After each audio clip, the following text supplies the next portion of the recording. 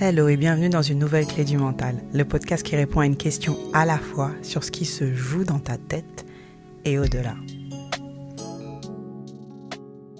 Alors aujourd'hui, je réponds à la question qu'on m'a posée par le biais de ma newsletter. Et cette question c'est, et si la vraie force n'était pas dans le mental, mais dans ce que je porte de plus profond en moi? Bon, j'ai résumé un peu la question parce que le texte était un peu long. Mais si je devais résumer autrement, ce serait, est-ce que ce mental, cette histoire de mental n'est pas un peu surcotée? Est-ce qu'il n'y a pas plus important que cette histoire de mindset? Eh bien, je ne pense pas qu'on puisse vraiment distinguer ni opposer le mental à ce qu'il y a de plus profond en nous.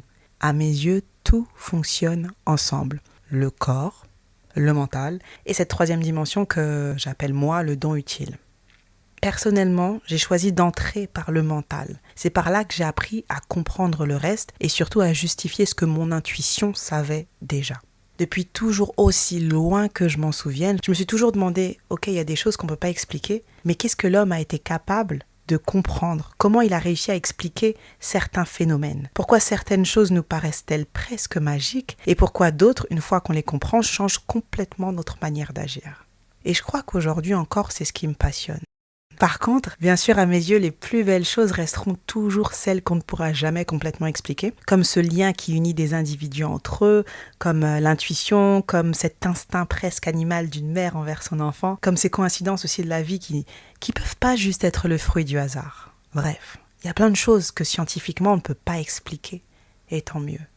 Mais en même temps, il y a tellement de choses qu'on peut essayer de comprendre. Des choses qui, une fois comprises, nous permettent, nous, d'être plus disciplinés dans notre pratique. Prenons un exemple. On parle souvent de méditation, de prière ou juste de moments de silence.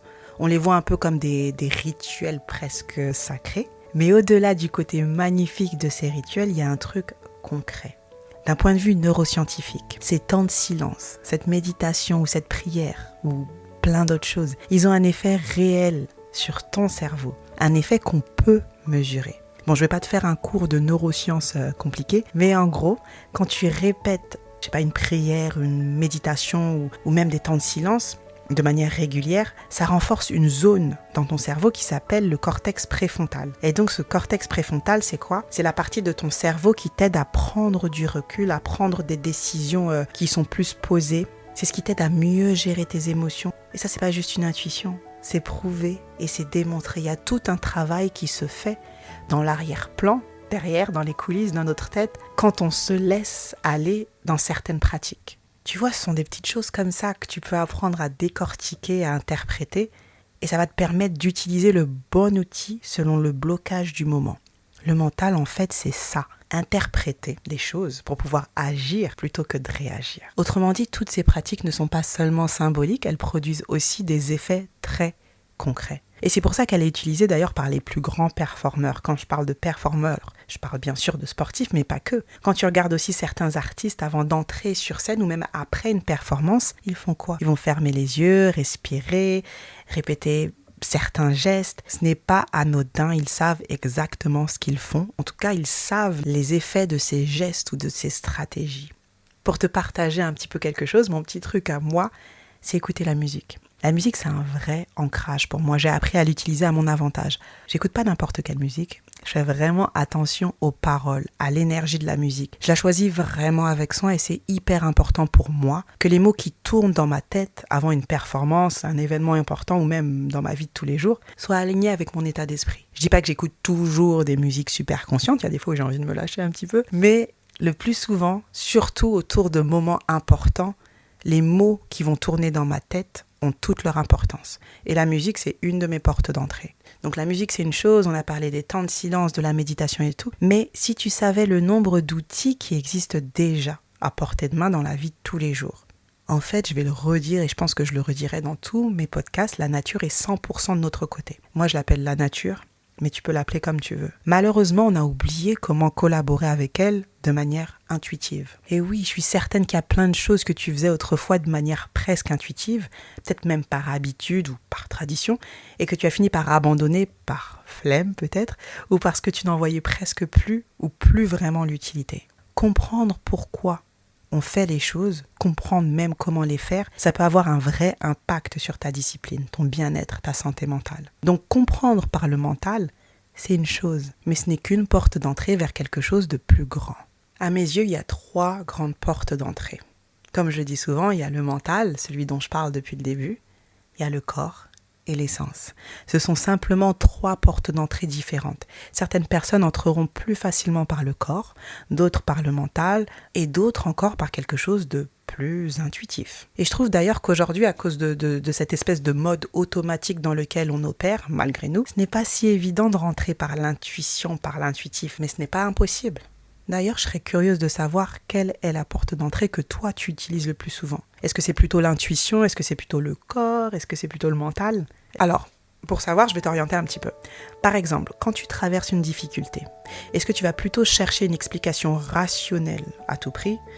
Par exemple, analyser, suranalyser jusqu'à t'en donner mal à la tête. Là, c'est que tu es plutôt dans le mental. Ou est-ce que peut-être que tu te rends compte qu'une période difficile, elle va affecter surtout ton sommeil, peut-être même que tu vas sentir que ton corps se rigidifie, tu sens que vraiment, il y a un inconfort physique. Là, c'est que tu ressens plutôt les choses à travers le corps. Ou est-ce que tu es plutôt du genre à vouloir absolument comprendre, décortiquer les signes, les leçons, l'acharnement de la vie envers telle ou telle situation? Là, c'est une autre manière d'explorer les choses, une manière un peu plus intuitive, un peu plus du côté du sens, de l'essence. Après, la porte d'entrée, elle peut aussi changer selon les phases de la vie, selon les domaines. Tu peux par exemple être plus intuitif dans ton travail et plus dans le mental dans ta vie personnelle, ou l'inverse. En tout cas, je pense qu'on peut souvent rester bloqué dans un scénario parce que la réponse, elle ne se trouve presque jamais dans une seule de ces dimensions. Elle ne peut pas se trouver juste dans le mental, elle ne peut pas non plus se trouver uniquement dans l'instinct, si on le met à part, ou uniquement dans le sens profond, si tu n'as pas pris le temps d'aller chercher aussi les réponses ailleurs. La réponse, elle naît lorsque ces 3 dimensions commencent à travailler ensemble. Bon, peut-être que c'est encore abstrait ce que je suis en train de t'expliquer. Alors, prenons un exemple concret. Imagine que tu n'arrives pas à avancer sur une décision importante. Je ne sais pas, par exemple, changer de poste, quitter une relation, se lancer dans un projet. Je t'invite à prendre l'exemple qui te parle le plus. Si tu restes seulement dans le mental, ça on sait le faire, c'est ce qu'on a appris depuis longtemps. Tu vas analyser, suranalyser, peser le pour et le contre, refaire la vie, refaire les calculs une 20aine de fois. Et souvent, tu vas rester bloqué parce que le mental seul, il va tourner en boucle. Si par contre, tu es plus du genre à être attentif aux signaux de ton corps, tu vas peut-être sentir que il y a quelque chose qui va pas. Peut-être un gros rhume qui va arriver, peut-être le dos qui bloque ou le cou qui se raidifie, ou en tout cas une énorme baisse d'énergie physique. Et tu sens bien que ce sont des signaux, des choses qui t'appellent peut-être même à arrêter ou à te repositionner, mais tu restes là un peu perdu parce que tu sais que quelque chose ne va pas sans savoir quoi ni pourquoi. Tu sais qu'il y a un réajustement à faire parce que ton état te le dit, mais tu sais pas comment faire. Et si tu es quelqu'un qui ressent les choses de manière plus intuitive, tu vas te demander, ok, qu'est-ce que la vie essaye de me dire? Pourquoi ça m'arrive à moi? Tu vas même avoir l'impression que les portes se ferment de partout. Et là, soit tu abandonnes en plein chemin, soit tu continues, mais en te sentant un peu perdu, voire même un peu malchanceux, malchanceuse. Ça, c'est une manière de voir les choses à travers chaque porte individuellement. Mais regarde ce qui se passe si tu prends les choses dans leur ensemble, avec une vue presque panoramique où le mental, le corps et l'essence se répondent. La première chose, c'est déjà de comprendre où tu veux aller. Quelle est ta destination? Qu'est-ce que tu ferais chaque jour même si tu devais payer pour le faire? Si tu es clair sur cette idée-là, ton drive, ta motivation va devenir différente. Mais il faut le faire de manière consciente et mettre ton corps à contribution. Et là, d'un coup, ta perspective elle va changer. Tu vas commencer à regarder les événements autrement, plus comme des obstacles, mais comme des signaux, des appels à t'ajuster et à faire les choses autrement. Parce que là, d'un coup, tu as défini ta destination, donc tu sais où tu veux aller. Et là, d'un coup, ta perspective change. Tu vas commencer à regarder les événements autrement, parce que tu arriveras à rentrer par les 3 portes. Ton mental, ton corps, et ce qu'il y a de plus important pour toi, ce qu'il y a de plus profond en toi, vont travailler ensemble. Par exemple, si tu arrives à cette fameuse situation où tu ne sais plus trop quoi faire avec ton projet ou quoi que ce soit, la première chose à faire, ce sera déjà de reprendre ton plan. Regarder factuellement. Est-ce que tu es aligné avec ta grande vision? Factuellement, sans émotion. Est-ce que ce que tu fais aujourd'hui est aligné avec ton grand projet? Oui, c'est cool. Si c'est non, alors réajuste-toi. Ok? Et si tu sens que ton corps bloque et t'envoie des signaux, c'est que ton corps t'emmène aussi à te repositionner, à réévaluer la situation. Ça ne veut pas dire qu'il te bloque, ça veut dire qu'il te demande de te repositionner. Qu'est-ce que tu fais qui est désaligné justement avec ton grand projet? Est-ce que tu te reposes assez? Est-ce que ton projet est assez clair pour toi? Et pour calmer le corps, l'activer ou le repositionner, il y a plein d'outils. J'ai parlé tout à l'heure de la méditation, des temps de silence, de la respiration, etc. Il y en a pour tous les goûts. Rappelle-toi, ce sont des outils précieux qui communiquent avec ton corps directement. Encore faut-il savoir lesquels utiliser pour chaque situation.